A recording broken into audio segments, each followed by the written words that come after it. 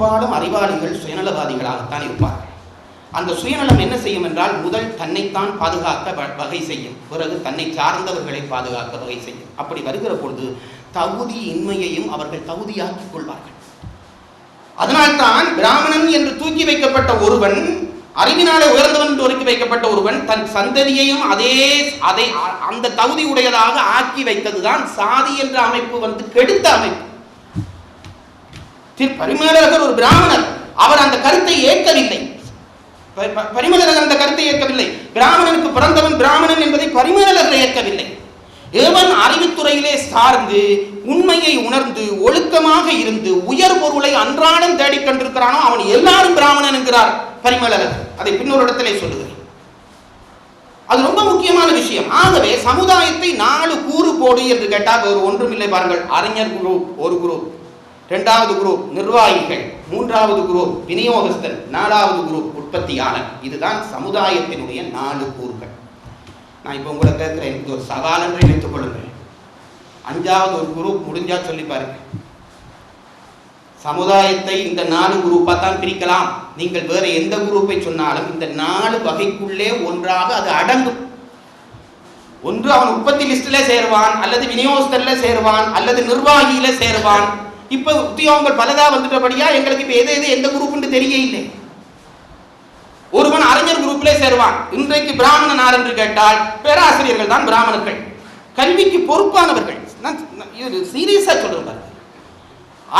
ஒரு சமுதாயத்தை அறிவுத்துறையிலே வளர்த்தெடுக்கிறவர்கள் தான் அந்தணர்கள்.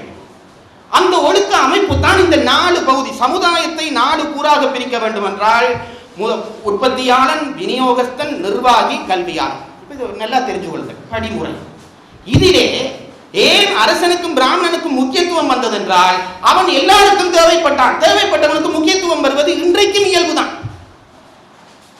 ஜாதி வேணாம் என்று சொல்லுகிறீர்களே, நான் ஜாதியை அங்கீகரித்து பேசுவதாக நினையாதீர்கள். உண்டு என்று சொல்லு, தகுதிக்கேற்ப மரியாதை உண்டு. இப்படி இருக்கிறவர்களுக்கு சந்தைக்கு போய் கருத்த கொழும்பான் தாண்டி ஏன் கேட்கிறேன்? மாம்பழத்துக்கே சாதி சொல்லி கேட்கிறியே, பொதுவுல ஒரு மாம்பழம் தாண்டி ஏன் கேட்கப்படாது? அது இனிப்பா இருக்குது, சுவையா இருக்கிறது, எனக்கு பயன் தருகிறது. ஆகவே கருத்த கொழும்பான் 25 ரூபா ஆண்டாலும் வேண்டுறோம், மற்ற மாங்காய் 5 ரூபாய்க்கு கேட்கிறோம். எப்படி இந்த இயல்பு வந்தது? நாம ஒருவன் தன் தகுதியை வளர்த்துக் கொண்டால் சமுதாயத்திலே அவனுக்கு முக்கியத்துவம் வரும். அதுவரைக்கும் தவறில்லை. அந்த முக்கியத்துவத்தை என் பிள்ளைக்கும் கொடு என்று கேட்கிற பொழுதுதான் சாதியாலே வருகிற பிரச்சனை வருகிறது. இப்போ சமுதாயம் 4 பிரிவாக பிரிக்கப்பட்டுவிட்டது. இனி தர்மத்தை சொல்லலாமா என்றால் அங்கேயும் ஒரு பிரச்சனை. இதுல ஒரு குரூப்பை எடுத்துக்கொண்டால், அது நீங்க யாரையாவது எடுத்துக்கொள்ளுங்கள், சூத்திரன் அல்லது வைசியன் அல்லது விநியோகஸ்தன், நிர்வாகி அல்லது பிராமணன் எடுத்துக்கொள்ளுங்கள். இந்த குரூப்புக்குள்ள வச்சு எடுத்து பார்த்தால் தனி மனித வேறுபாட்டாலே வித்தியாசம் உண்டு. 12-15 வயசுல ஒரு பையன் இருக்கிறான். இப்ப பிராமணர் ரெண்டே வைத்துக்கொள்வோம். 12-15 வயசுல ஒருத்தன் இருக்கிறான், 25 வயசுல ஒருத்தன் இருக்கிறான், 55 வயசுல ஒருத்தன் இருக்கிறான், 75 வயசுல ஒருத்தன் இருக்கிறான். இவ்வளவு பேருக்கும் பொதுவான தர்மம் எப்படி சொல்றது? தர்மம் சொல்றதுல இருக்க கஷ்டம் சொல்றேன் பாருங்க. இப்ப நான் சொல்றேன், இப்ப பொதுவான ஒரு தர்மம் சொல்ல போகிறேன் என்று சொல்லிவிட்டு இந்த வயசு வித்தியாசத்தை பார்க்காம நான் சொல்லுகிறேன். இப்ப 10 வயசு பிள்ளையை வச்சுக்கொண்டு தர்மம் சொல்லுவோம்.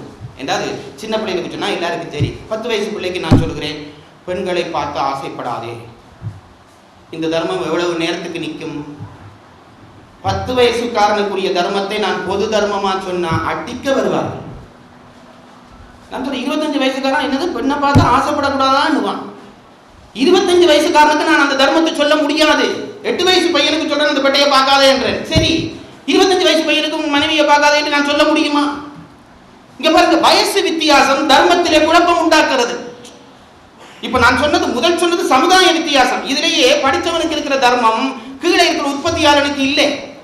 நான் நேற்று வீதியால போகிறேன், பல பேர் மீன் வாங்கி கொண்டு நிற்கிறார்கள்.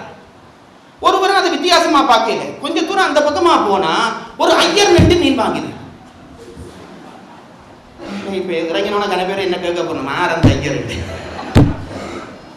சும்மா ஒரு உதாரணத்துக்கு சொல்ற பாவனை, அவர்களை இழிவுபடுத்துறதா நீங்கப்படாது.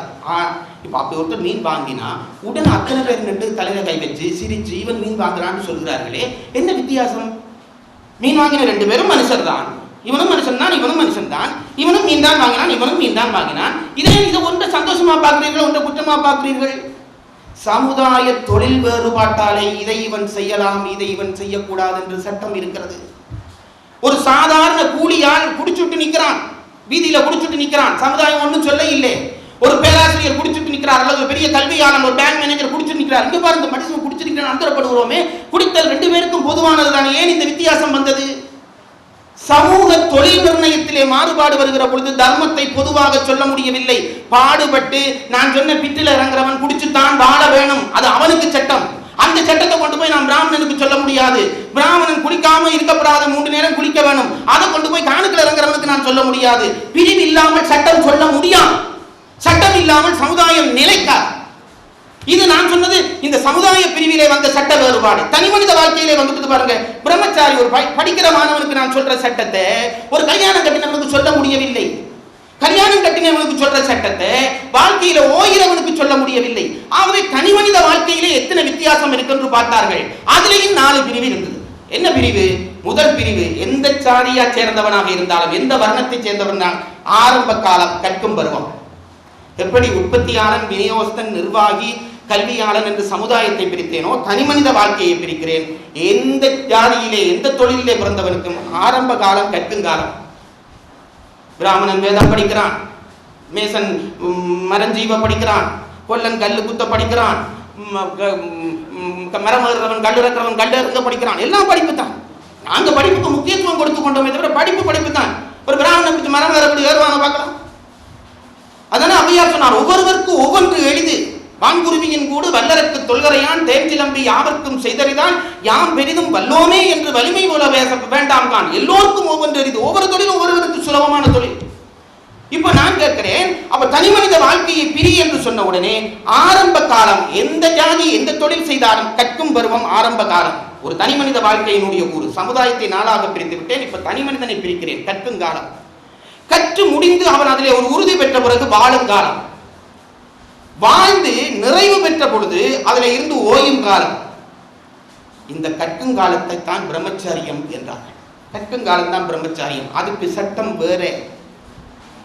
கற்று ஒருவன் தன் பலம் ஏற்படுத்தி கொண்ட பிறகு தன்னை தன் காலிலே நிறுத்தி கொண்டானால் வாழுகிற காலம் தொடங்குகிறது. அவன் தனக்குரிய இயற்கை உந்துதனாலே ஒரு துணை தேடி கொண்டு வாழுகிற பருவம். அதற்கு கிருகஸ்தம் அல்லது இல்லறம் என்று பெயர்.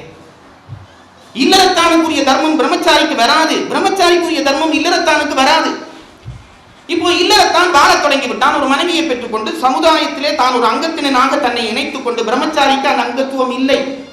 அன்றும் இல்லை, இன்றும் இல்லை, இன்றைக்கும் பிரம்மச்சாரிக்கு இல்லை. ஏன்னா வாக்களிக்கிறதுக்கு வயசு வச்சிருக்கிறான். அது புரியுதில்லை பாருங்க. ஆகவே சமுதாய அங்கீகாரம் குறிப்பிட்ட வயசுக்கு மேலேதான் உண்டு. தன்னை பலப்படுத்தி கொண்ட உடனே அவனுக்கு அந்த வயசு அனுபவம் வருகிறது, வாழ்க்கையை தொடங்குகிறான். இப்போ வாழ்க்கையிலே எப்போ நான் சொல்ல பாருங்க, வாழ்க்கை ஒரு வட்டம். சின்ன பிள்ளை அப்பா ஆகிற பொழுது அப்பா சின்ன பிள்ளையாகிடுவார். இப்போ நாங்கள் அப்பா அம்மா எல்லாம் கொண்டு அகதி முகாமில் விட்டுடுறோம், அல்லது அநாத விடுதியில விட்டுடுறோம். என்ன அர்த்தம்? அடுத்த ரவுண்டில் நீயும் போக போறேன்னு அர்த்தம். எப்பவும் ஒரு ஒழுங்கு இருந்து கொண்டிருக்கிறது பாருங்க. நான் எப்பவும் சொல்கிறேன், அந்த வட்டத்திலே வருகிற பொழுது இவன் சின்னவனாக இருந்து கிருகஸ்தனாகி இவனுக்கு ஒரு பிள்ளை பிறந்து அது குடும்பஸ்தனாகிடும். அப்பா இந்த அப்பா கொஞ்சம் ரெஸ்ட் எடுக்க தொடங்குவான். நம்ம குடும்பங்களுக்குள்ள சண்டை வர்றதே இங்கதான் சண்டை வருது பாருங்க. நம்ம குடும்பங்களுக்குள்ள பிரச்சனையே எங்க ஆரம்பமாகிறது என்றால், ஓய்வெடுக்கிற வயசுல ஓய்வெடுக்க தெரியவில்லை. அரசாங்கம் புத்திசாலித்தனமா பென்ஷன் கொடுத்து அனுப்பிடுது, வீட்டுல கொடுக்க முடியல. ஒரு குறிப்பிட்ட வயதுக்கு மேலே என் தலைமுறை, எனக்கு அடுத்தவன் வளர்ந்து என் பிள்ளை திருமணம் செய்து விட்டால் பிறகு நான் வீட்டுக்குள்ளே இருந்தாலும் நான் ஓய்வு பெற்ற ஒரு மெம்பர் என்றது எனக்கு தெரிய வேண்டும். சில பேர் பென்ஷன் எடுத்த பிறகு சாப்பாட்டு மெனு தன்னை கேட்டு தான் அம்மா செய்யணும்னு எதிர்பார்க்கிறார்கள். பிள்ளை சொல்லுவான், அம்மா இன்றைக்கு என்ன சமையல் சொல்லுவான், அப்பா வாய் திறக்கப்படாது, அதை சாப்பிட்டு இருக்க வேண்டும். இதுதான் ஒழுங்கு. இதைத்தான் வானப்பிரத்தம் என்று சொன்னார். இல்லறத்துக்குள்ளே இருந்து கொண்டே ஓய்வு பெறுவது பிரம்மச்சாரி. அதற்கு பிறகு வானம் பருவம் கிருகஸ்தம்.